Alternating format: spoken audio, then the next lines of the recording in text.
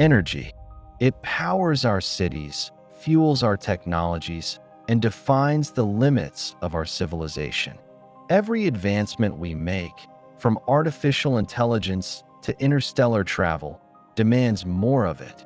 And yet, our energy supply is still tethered to the fragile surface of a single planet.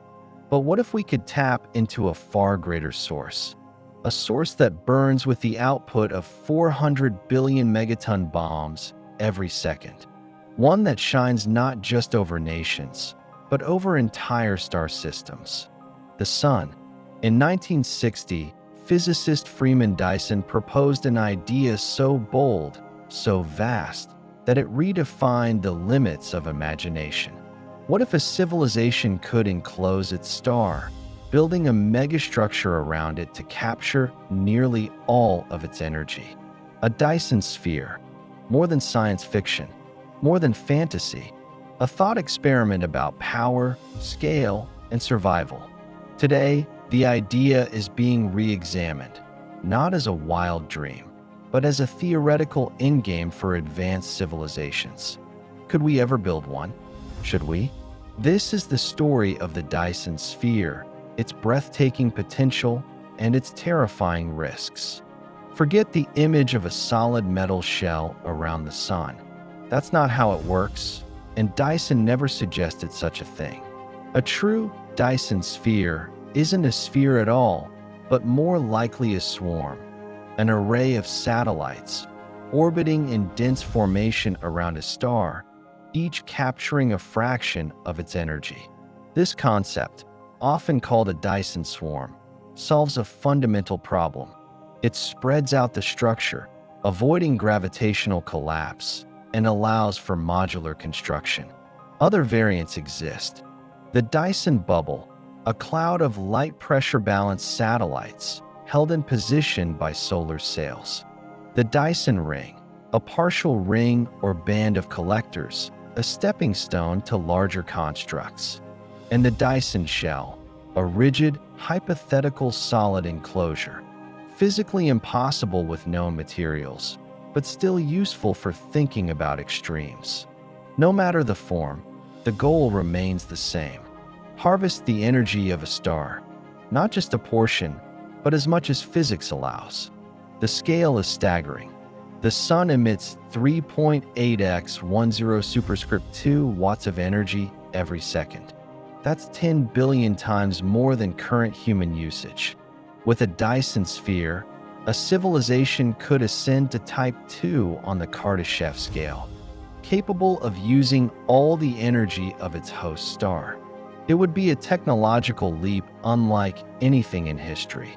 But how do we even begin? Constructing a Dyson sphere, even the swarm version, would be the greatest engineering project in the history of intelligence. Let's break it down. First, materials. To build a Dyson swarm, you'd need a staggering amount of matter. And Earth doesn't have enough. Not even close.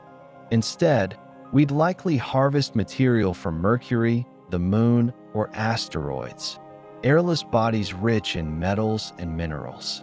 Mercury is close to the Sun and has no atmosphere, a prime candidate for deconstruction. Next, automation. Human hands won't build a Dyson sphere. We'd need armies of autonomous machines, self-replicating robots, mining, refining, manufacturing, and assembling parts on an industrial scale, all without constant guidance from Earth. Then, energy. Ironically, building a Dyson sphere requires energy, lots of it. But as the structure grows, it begins generating its own power. Every satellite added to the swarm brings us closer to energy independence. The project might take centuries or even millennia, but once complete, it would be the greatest artificial structure in the universe.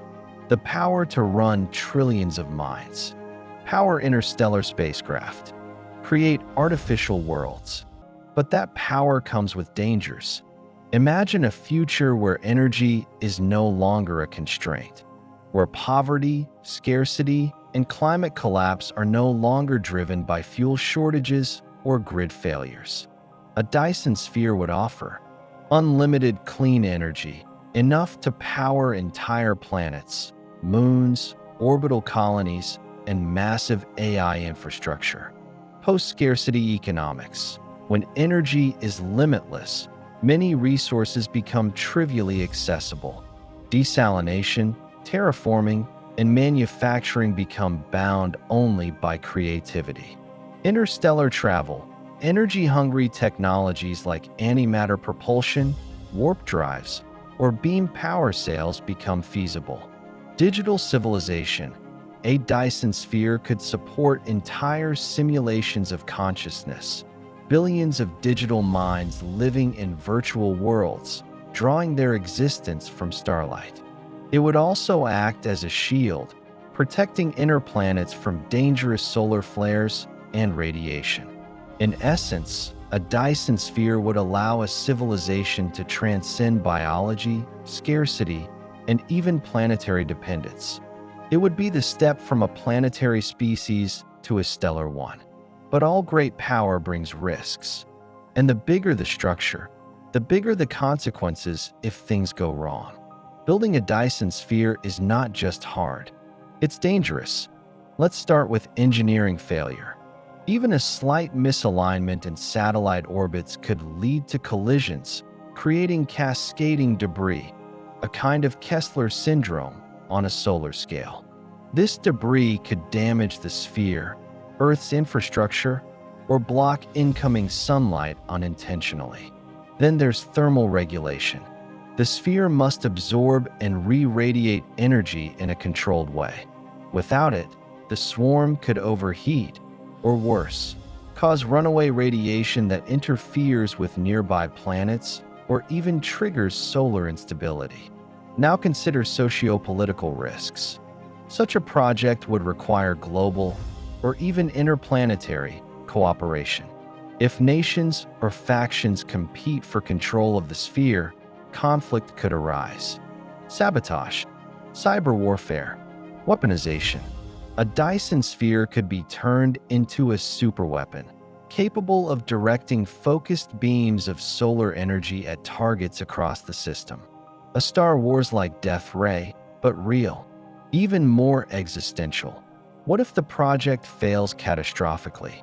Imagine a miscalculation causing satellites to fall into the sun, triggering unpredictable magnetic effects, or a partial collapse of the swarm, darkening Earth in a shadow of debris.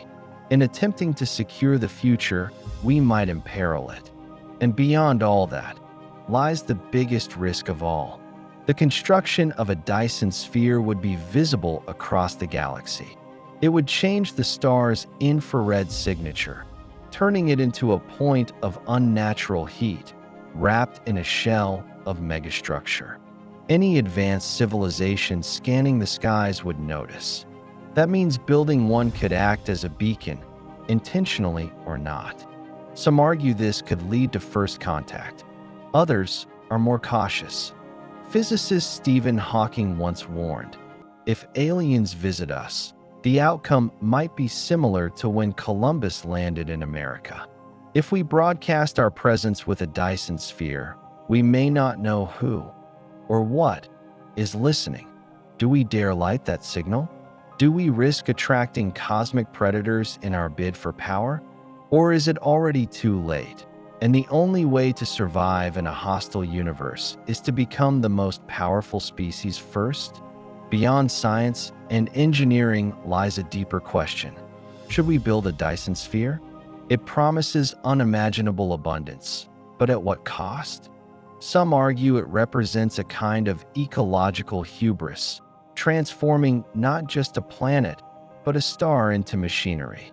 A step away from natural harmony toward total technological domination. Others see it as inevitable, the logical conclusion of progress. But what kind of civilization builds a Dyson sphere? One driven by survival? One desperate for energy? Or one that believes growth has no limits? Maybe the true challenge isn't whether we can build it, but whether we're wise enough to use it. A Dyson sphere is more than a structure. It is a symbol, of what we might become, of how far intelligence can reach, of how close we stand to the fire of our own potential. To build it would require courage, patience, and unity across centuries. But to misuse it or fear it could mean staying earthbound forever.